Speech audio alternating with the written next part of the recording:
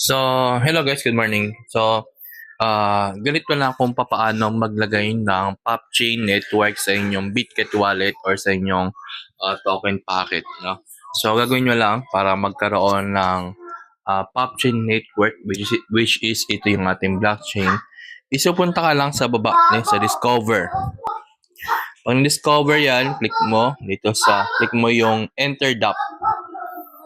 And then paste mo itong wait.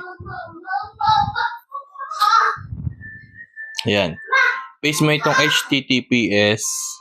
Yan, dapat ganyan /scan.popchain.ai. Pag na-click mo yan, click mo tong visit link. Okay? May visit link po yan.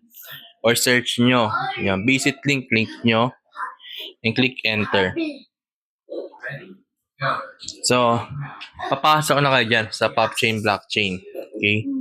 So, once na nasa PopChain blockchain na kayo, mga partner, hahanapin nyo lang ito. Scroll down lang kayo. Hanapin nyo lang or i-click nyo lang itong add PopChain. Pag na-click nyo yung add PopChain na to, may lalabas yan is success. Ibig sabihin, nadagdag na yung PopChain sa inyong Bitget wallet. So, paano nyo siya malalaman na nadagdag na? Ganito yung next nyo. Again, i-click yung add PopChain. Once na-click nyo na yan, na-add nyo na yung PopChain. Pag pumunta na kayo sa inyong account, sa inyong wallet, ito sa baba, at click nyo tong, click nyo na sa taas, sa upper right side, yung luma kita nyo.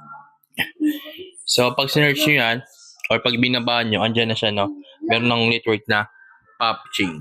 Okay, so ganun lang, mga partner, kung papaano, no, mag-add ng PopChain.